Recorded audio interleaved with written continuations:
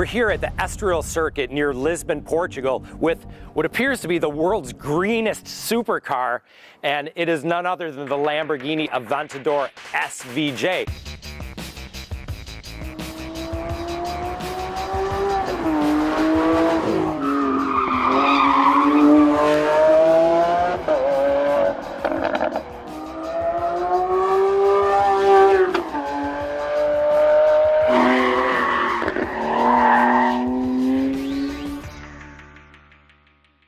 Not only the greenest, but by some measures, the world's fastest, at least if you take Nürburgring time seriously. Yes, ladies and gentlemen, this is the latest record holder at the ring with a time of 6 minutes, 44 seconds and change. I think this car really warms my heart because this is a car that says it's never too late to change, it's never too late to improve. When this car came out in 2011, after development beginning in 2008, it frankly was an emotional car. It was a powerful car with about 700 horsepower. What it was not was a good track car, and the Nürburgring time proved that. Get this, almost 1 full minute slower around the ring than this SVJ. I can barely get my mind around how you make a similar car, in many ways the same car, same basic engine, go a minute faster around the ring. Yes, this car is powerful, a 6.5 liter mid-mounted V12 with now 759 horsepower. You know, we talked about what we did like about the Lamborghini. Let's talk about what we don't like. It begins with these, not these big beautiful paddle shifters, but what they control. It's the single clutch transmission that's pretty much, I believe, reached the end of its useful life. Surprising how livable they've made it. It's fine on track. I'm going to go into Corsa mode here. Really backslapping shifts, and when you're on the track and matting it, you don't notice how kind of dithery and lurchy it is as you would out on the street. But as far as a versatile solution, it just can't compete with the best dual clutch units from Porsche, Ferrari, et al.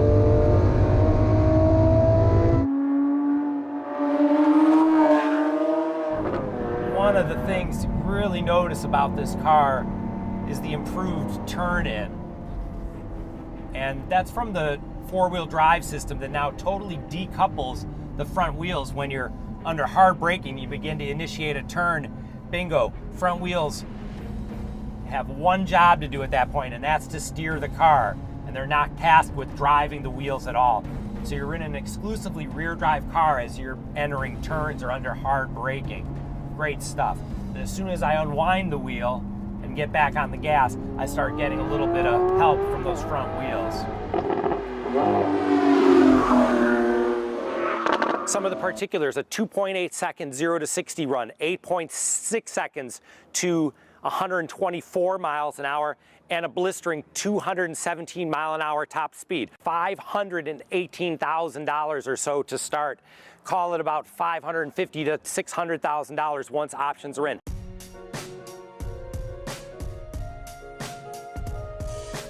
All that power, all that force aside, what makes this car almost a minute faster around the ring than before? Well, it's the aerodynamics, it's the handling, it's the tires, it's everything. Some of the car's secret weapons is the now famous ALA system, first saw on the Lamborghini Huracan. Active aerodynamics, not just at the rear, but now also at the front. Let's not overlook the tires and the role that they play in creating that kind of ring time. These Trofeo R tires are very, very sticky, very, very track capable, and over a long period of time, which is critical at a very long ring lap of almost 7 minutes long, where traditional tires might tend to degrade. On the street, you can opt for Pirelli P0 Corsas. That's going to be the choice for the vast majority of buyers.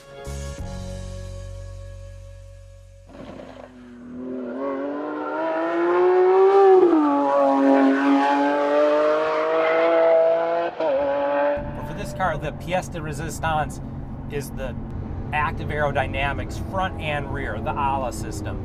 I'm coming into this turn here, not going at full track speeds actually right now, but as I get onto the brakes and turn in, one side of the ALA wing shuts itself down to let air flow over the top of the wing and provide maximum downforce. The other side of the wing squeezes high pressure air out underneath the wing and kind of stalls the wing, as just like an airplane wing would stall, and actually helps generate lift at that corner. So you've got downforce. I'm going to make a right turn here. So I've got downforce on the inside right wheel and a little bit of helping lift on the outside left wheel to help this very large car pivot around corners like a much smaller car. It's a little Italian ballet. Another key to this car's tremendous track performance is that its secret weapons don't add any weight. Well, at least they don't when you eliminate weight elsewhere. Both the ALA system and the new four-wheel steering system are added into this car, but yet it has the exact same curb weight as the previous Aventador SV. Let's call it 3,550 pounds in dry weight. And again, tons of aero work all around. See these nifty little flicks on the outside here. That channels air away from these spinning wheel arches to avoid that turbulence and gives a nice clean path of air to go into these giant radiators for the V12. 10% more cooling efficiency, 40% more aerodynamic efficiency overall. Now a supercar like this needs a really big brain. And this Lamborghini's got it. It's got a central control system that's just kind of the nerve center of the car, and it is hooked into everything. It's hooked into the active aero, the four-wheel drive system, the four-wheel steering, the Magna Ride suspension. And what it does is it anticipates your moves, anticipates the operating conditions of the car, and it can make adjustments with just like lightning speed. Another key to this car's industry-leading Nürburgring time. Changes to the four-wheel drive system. This thing was a notorious understeer car on track, meaning, the harder you push, the more it just kind of wanted to wash out at the front end. Nothing you could do about it. Very hard to make this large car rotate. Made it feel even more big and unwieldy than this brute already was. The handling has just been transformed over the years, as we experienced on the track.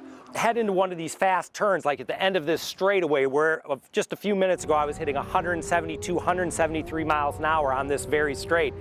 When you hammer onto the brakes and this Magna Ride suspension is keeping things nice and stable, you might take a look at this and say, this car is going to be out to kill you, but you could put your grandmother behind the wheel of this car, and with, I think, just a little training, she'd be okay. It's very forgiving. When you cook a turn a little too fast, it just scrubs a little speed, doesn't suddenly snap, straighten the wheel, get back on the gas, you're right on your way.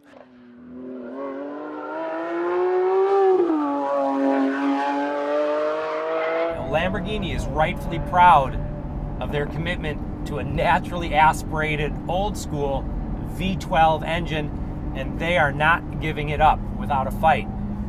The next generation, sticking with the V12 and not even a twin turbo, they're going to use hybrid electric assist to try to keep up with all those turbocharged competitors, but this sound doesn't have to change a whit.